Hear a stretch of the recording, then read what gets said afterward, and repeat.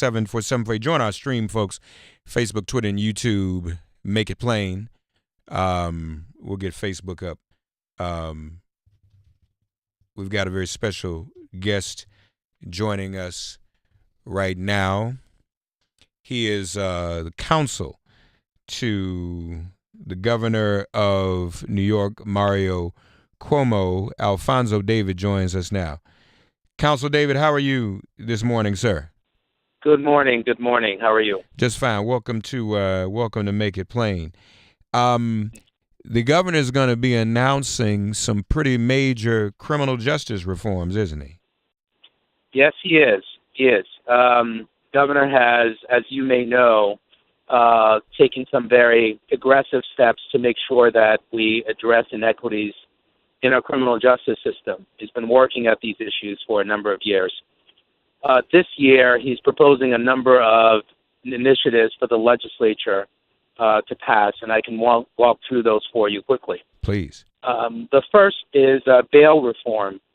Many people may not know this, but at least in New York City, 75% of the people that are sitting in jails have not been convicted of any crime. 60% of the people sitting in jail in upstate have not been convicted of any crime.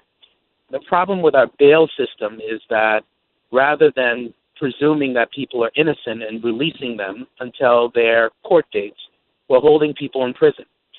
And the construct that we're using for our bail system is flawed. Mm-hmm. If you have money, you can be released. If you don't have money, you're sitting in jail. And in some instances for misdemeanors and nonviolent felonies. So what the governor is proposing is to radically change our system. That our system needs to be consistent with the Constitution, which is if you're innocent until you're proven guilty. So if you're arrested for a misdemeanor or a nonviolent crime, you will be released on your own recognizance. There will be no bail. We will eliminate cash bail in New York. If you've been arrested for a violent crime, the judge can hold you on bail, but the judge will be required to educate you about alternative forms of bail. And that is a radical shift in New York. We're seeing a disproportionate impact, I should say, on minority communities. As I'm sure you can appreciate, two people commit the same crime. One has money that will be released. The other one does not. And unfortunately, they'll be sitting in jail. If anyone has ever gone to a jail or a prison, most of the faces that you see, unfortunately, are black and brown. Yeah. They can't afford the bail. So we're looking to change that. Second, speedy trial. Under our Constitution, every single person is entitled to a speedy and a public trial. Problem is, we're finding that people are sitting in jail for years before they even see a judge. Yeah. And we're looking to change that in a number of different ways. We're going to codify what they call the waiver process. If a defendant is going to waive his or her constitutional right to a speedy trial, they need to know that they're doing that. So we will require that the defendant sign a knowing and intelligent waiver as opposed to having someone consent for them. We're also going to require that judges look at their dockets, and if they have cases that have been sitting there for a long period of time, they have to move those cases to trial because people are sitting in jail for an extensive period of time in violation, we believe, of the Constitution. All right. The next item is discovery, and I'll just go through this quickly. Under discovery, the prosecutors are required to give you information. If you're arrested, they have to tell you the evidence that they have against you. Unfortunately, in most cases, the evidence is not provided to the defendant until right before trial.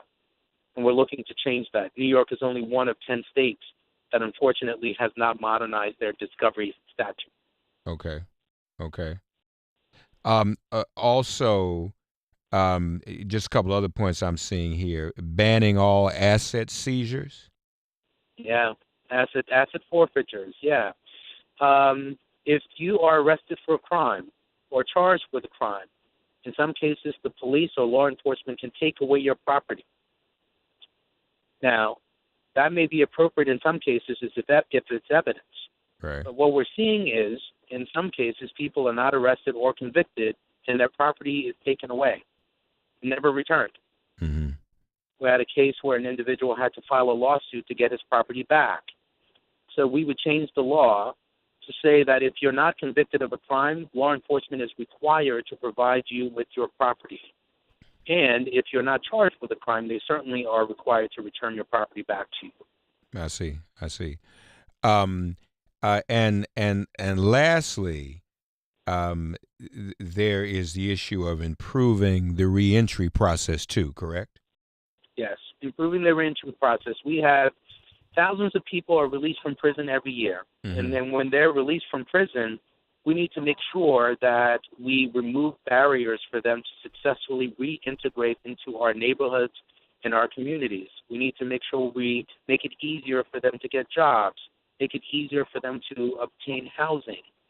What we've seen, unfortunately, is that over the years, we have created barriers. One important barrier is one to employment. If you've been convicted of a crime, you can never serve as a barber. If you're convicted of a crime, you can never obtain a license for certain types of occupations. So our goal is to remove these automatic barriers that people are unfortunately facing when they leave prison. Alphonso David Folks, counsel to New York Governor Cuomo. Counsel David, these reforms, are these things the governor can do himself, or does this require legislative passage? All of these proposals require legislative passage. Okay. Which is why it is so important that people get engaged in the process, contact their elected officials, tell them why this is important. Because if the legislature fails to act, unfortunately, we will not see these reforms come into fruition. And I'm just curious. I didn't see it in the list here, and I don't know what the current status is. We may be more progressive than other states, and forgive me for not knowing this. What is the status of voting rights for the formerly incarcerated? Well, that is an issue that we also have to address. Unfortunately, individuals who are on parole cannot, in many cases, vote. Mm-hmm. And so we have to update our laws to make sure that individuals who have been convicted of crimes and are on parole can vote.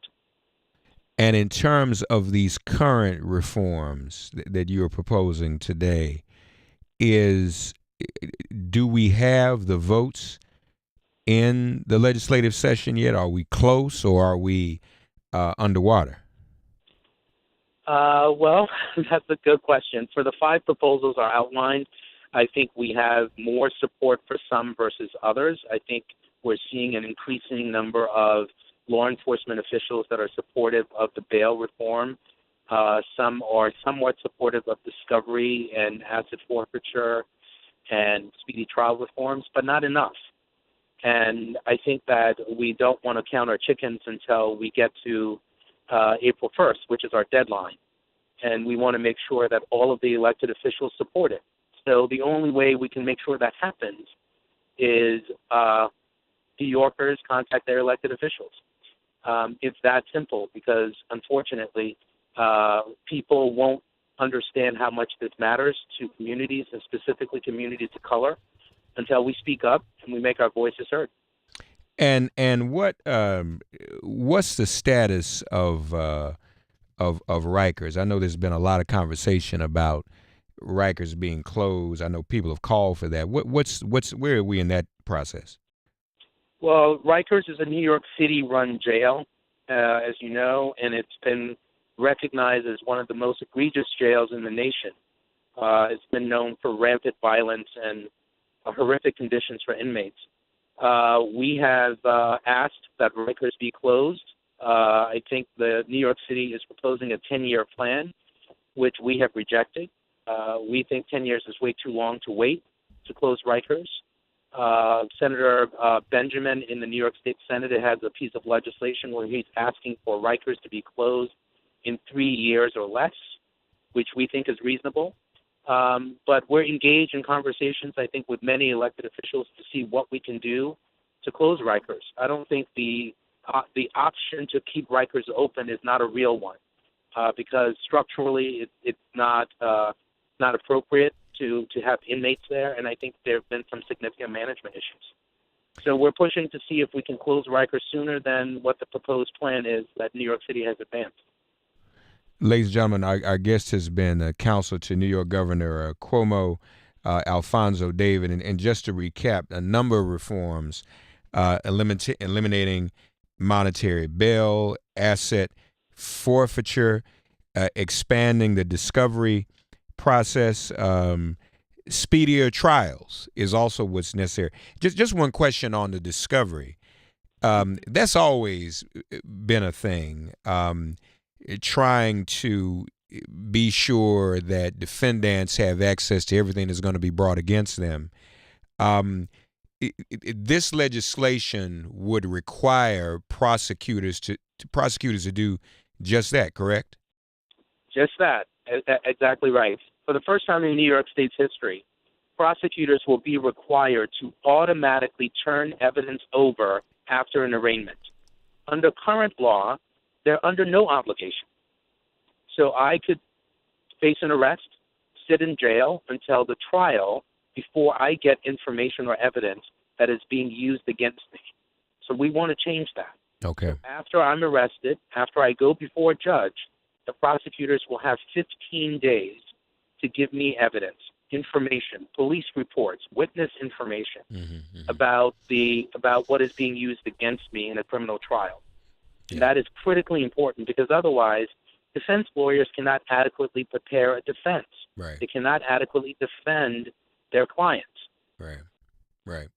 Let me just say this. We've been talking a lot, as you can imagine, Counsel, about this current election season and just how important state legislative races are. See, what the council is saying to you, once again, why it's important to vote at your state level, because this is a state-by-state thing. This is New York law. This is not something that the president of Congress can do.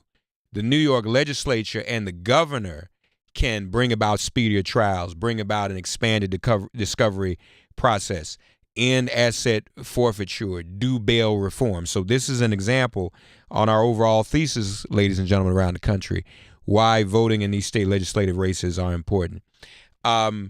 Counsel Alphonso David has been our guest counsel to Governor Cuomo here in New York. Sir, it's a pleasure to meet you. Glad to hear about this good news, and we hope people will get behind these reforms. I guess the most practical way to do so is to contact their representative. If you live in New York, their own representative. People should contact their own representative in the state legislature, right, Counsel? Absolutely. And they can get that information very easily going on the New York State website, going on the State Senate or the State Assembly website, and just pick up the phone and call or send a letter and tell them how important it is for them to pass these reforms, because we need them. We need to make sure we advance civil rights for everyone, not just simply some of us. And in terms of these specific reforms, they can be found listed on the governor's website, I presume? All of these reforms are listed on the governor's website, is www.governor.ny.gov, and you can find all of them listed there. Or you can just type into a search engine, Google, Yahoo, whatever you end up using. You can type in Governor Andrew Cuomo, and it will come up online. Alphonso David, Counsel, New York Governor Cuomo. Thank you, Counsel. Pleasure to meet you, sir. Let's stay in touch, okay? Likewise. Thank you so much. All right. Take care now.